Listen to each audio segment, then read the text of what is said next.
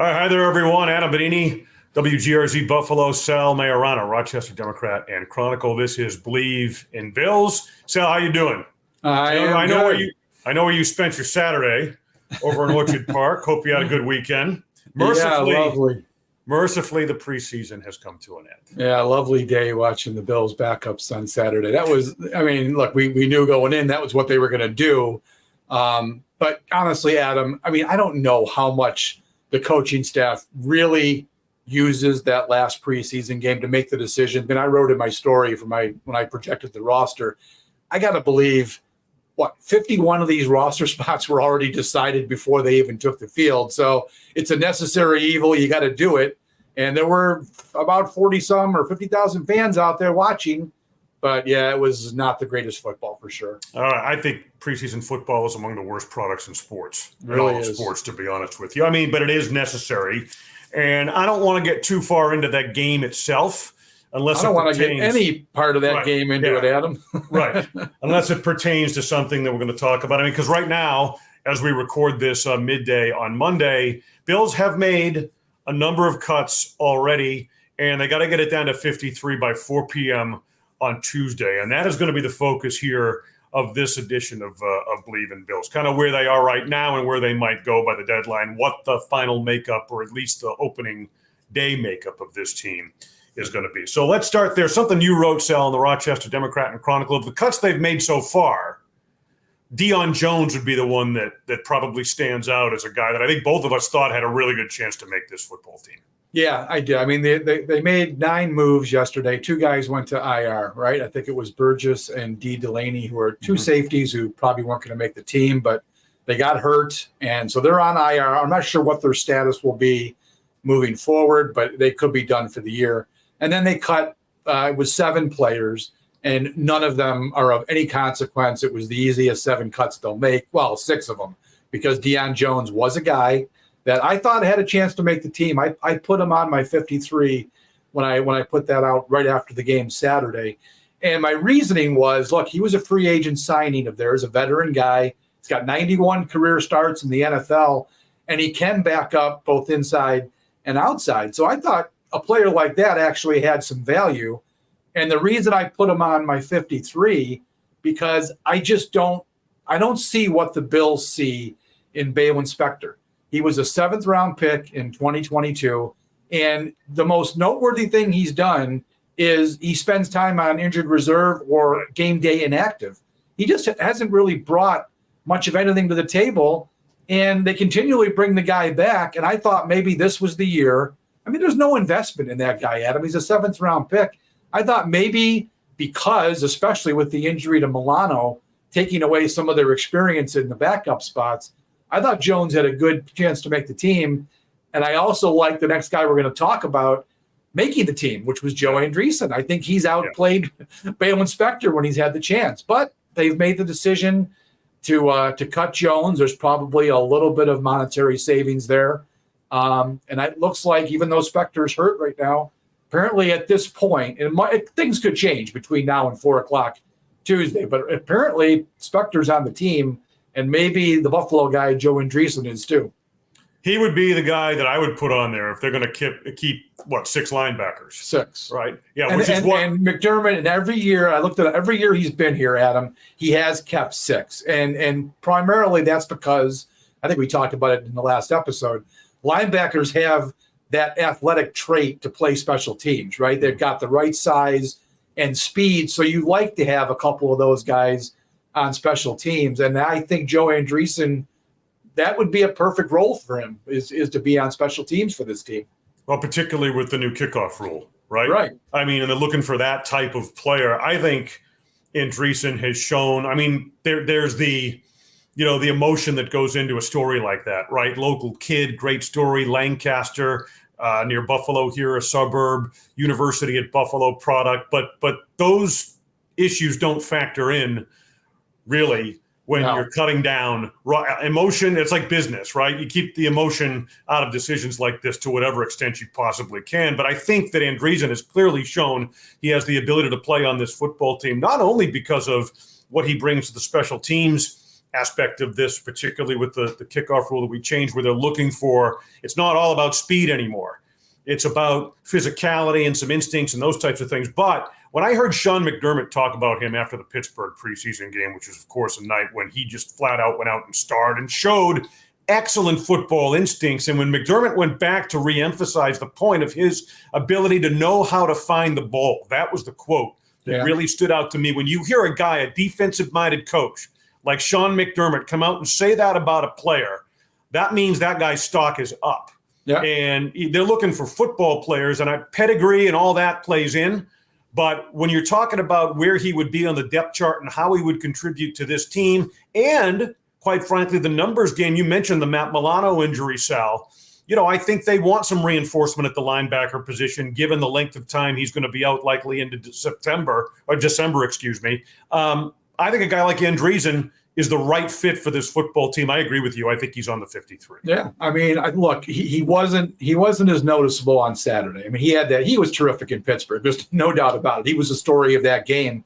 I thought on Saturday, I rewatched a little bit of it yesterday, and there were times where he was out of position a little bit against the Panthers. It wasn't quite as flashy, but I tell you what, one thing I do like about him is he's 240 pounds, so he's not a huge guy, and I don't think he's overly, athletically fast, right? He's just kind of he's good in space, I guess, but it looks like he's able to take contact, and he's able to deal with blockers and get rid of them, and he's got a nose for the football, which we saw in that Steelers game. I think those are the traits that Sean McDermott would be looking for, and again, those traits really are going to play up on special teams with the kickoff design. You've got to be able to shed a block now, because it's more like a scrimmage play. And that's the kind of play or kind of area, I think, that he might be able to help the team. So, look, he is a great story, and they're certainly not going to make that decision because he's from Lancaster and UB. But I think he's shown enough. He's certainly shown more than Balin Spector, who's only a 7th-round pick. I think he's shown enough to make the team, and I hope he does. Let's talk about quarterback for just a second. As expected, Anthony Brown was among the cuts. He was simply a guy they added just to get him through the final preseason game and have numbers at that position, given the injury to Mitch Trubisky. Let's project forward here a little bit, because, I mean, as much a part of the story as they pare this thing down is who becomes available by 4:00 on Tuesday, right? I mean, assuming that Trubisky, let's assume the fact he's not going to be quite healthy at this point with the knee injury, looking toward the opener against Arizona. Let's project forward as to what may happen there. I mean, if he's healthy, he's the guy. Right. I've arrived at that conclusion. Yep, he is. I mean, they brought him back. They like him for whatever reason. I haven't quite figured it out yet. But if he is able to be ready for week 1, he's no doubt about it, backup quarterback. And then I would assume they chose DiNucci over Anthony Brown. He's got the first chance to be the practice squad guy. Now, I will say this, too. There are going to be quarterbacks cut between now and Tuesday afternoon. Maybe a more attractive option comes available who they can get onto the practice squad as opposed to Ben DiNucci, who's only been here a week and a half. It's not like he has the offense down pat. They can bring a guy in at him and get him up to speed rather quickly. So I'm not going to say DiNucci is locked in, but if Trubisky is not going to start, if he doesn't go to IR, which means he has to miss 4 weeks, or he's going to miss the first 2 weeks as a game day inactive, I think they're going to keep DiNucci. And they may even roll the dice at him and have him be the backup. If it's only, let's say Trubisky can't play the first 2 weeks, and he's one of the inactives on game day, they might just roll the dice rather than sign somebody else and have DiNucci be the backup. Now, if Trubisky's going to be longer term, I think it would behoove the Bills to look at the waiver wire Tuesday. I mean, Mike White's going to be available. I think he's already been cut, as a matter of fact.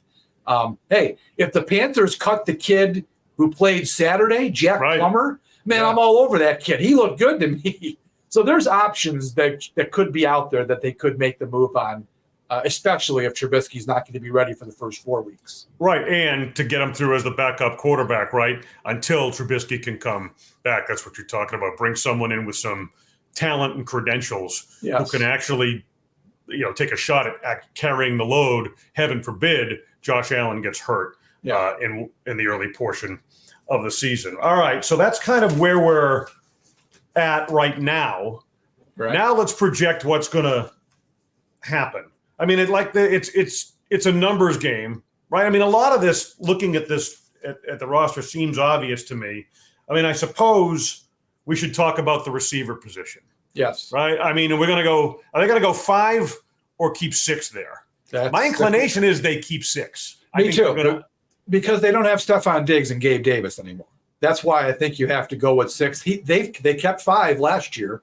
If you remember, it was Shakir, Hardy, and Sherfield were the 3 guys behind Davis and Diggs. So they went with 5, and they stayed relatively injury-free at that position all year. So there was no need to bring up a 6.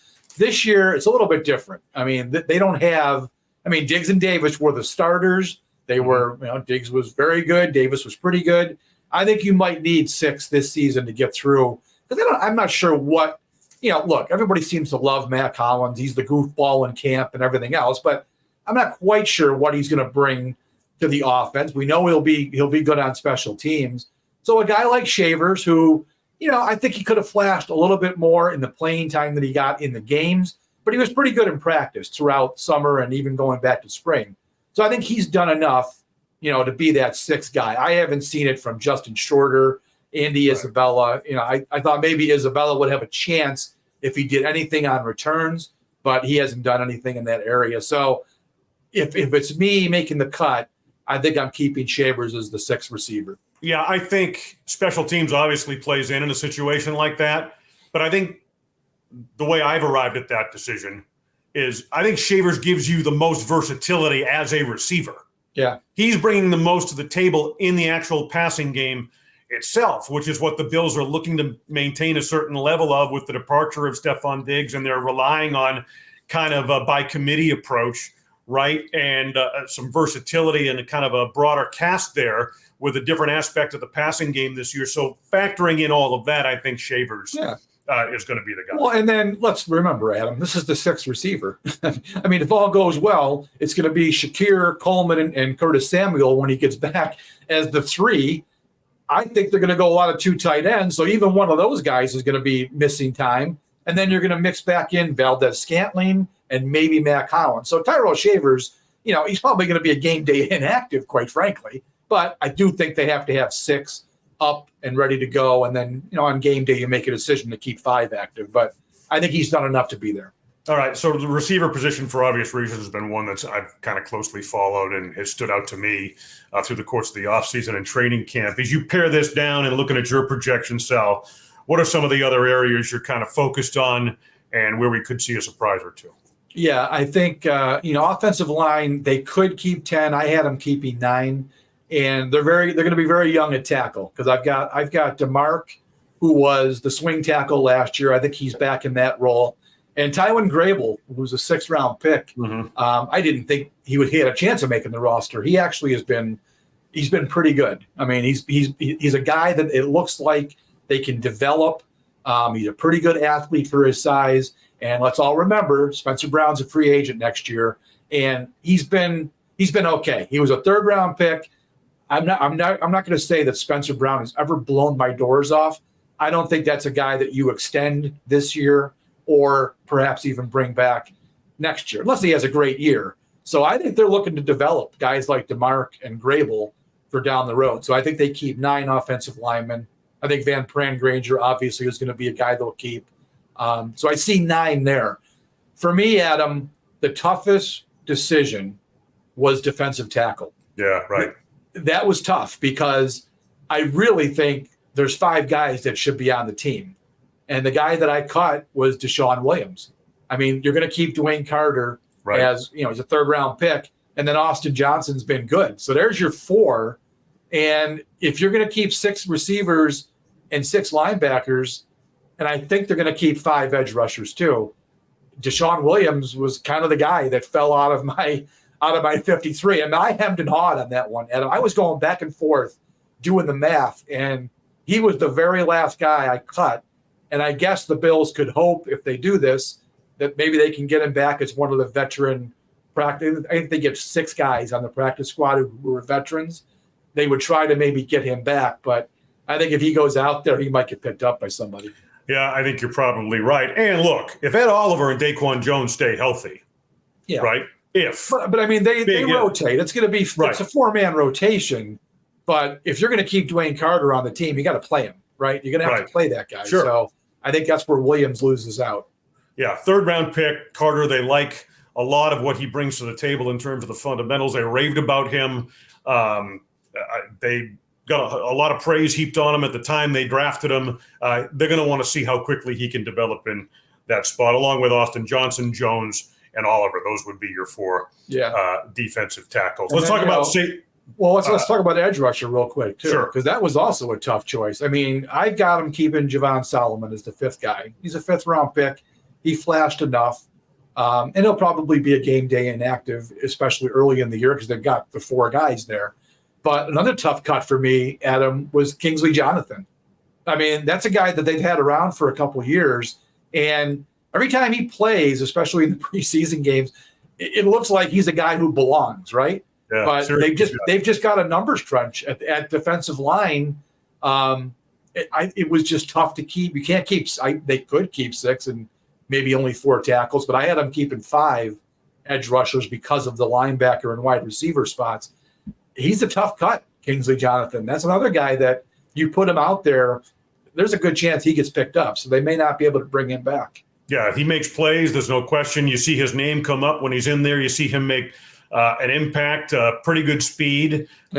Instinct. Syracuse guy. Right, yeah, Syracuse guy, as I mentioned earlier. But I agree with you that Solomon would have the edge. Yeah, I mean, he's a 5th-round pick, and I think they like what they saw out of him. So they're gonna develop him. Like I said, he'll probably be a game day inactive, maybe most of the year. But yeah, Kingsley Jonathan's a tough cut for them. All right, so as we round this out here, let's go safety and cornerback. Go safety first, where they've been hit with all kinds of injuries. But I mean, I think it's like we've talked about. I haven't veered as you project into the season. I mean, I think you're looking at Rapp, Edwards, Bishop, Lewis, Hamlin. Yeah. Though that should be the 5, and we're gonna hope that Mike Edwards truly is back now, and he practices the next. They're only gonna have a couple this week, but then the game week starts next week. You hope he can get in there, practice, and is he in game shape? Is he ready to go after all this missed time? I'm hoping he knows the playbook because it's all he's had to do is study the playbook because he hasn't been able to practice. So they need him to be able to jump in and start next to Taylor Rapp. I mean, Damar Hamlin, I think, is going to be healthy and okay. He had a hamstring. Seems like they're projecting that he'll be fine. So he's probably the starter if Edwards can't do it. That's a little shaky. I mean, Hamlin can handle it, I think. But I think ideally you would want Mike Edwards. You signed him for that reason. So, yeah, let's see what happens. Cam Lewis is, to me, break glass in case of emergency. I don't think you want him starting and playing every down. So, yeah, safety, look, we've been worried about this. Well, we're not worried. We don't worry, Adam, right? But we've been thinking about safety for the entire summer because it's been kind of a disaster. Hell, they just lost 2 guys the other day, right? 2 more safeties went down, and now they're on IR. I don't know what it is about that position, but they've had trouble keeping guys healthy. So, yeah, it's going to be interesting to see what happens. Cole Bishop, I also think, is back. He was working with the non-contact jersey, so I think they're going to mix him back into it. But he's not ready to start. He'll be a backup. All right, so the time we have left here, you mentioned the word worry. Yeah, right? We shouldn't be worried, right? Not our job to worry. Among this fan base, I think that's a good word to use, the worry. They can worry all they want. Yes, absolutely. All right. So Tyler Bass, how concerned? Let's use that word. I'm pretty concerned about that situation. He's pushing it right. I think there's a confidence issue there. Despite the stats in the preseason, when you factor in camp and everything else, you're going back to the end of last year that's going on there, I think there's an issue.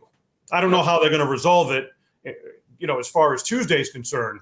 But Tyler Bass has a confidence problem, and I think it affects this team going into the regular season. Yeah, they're stuck with him because his contract is pretty much uncuttable. I mean, the dead cap, I think this year is over $4 million, and then there's like a $3 million something next year.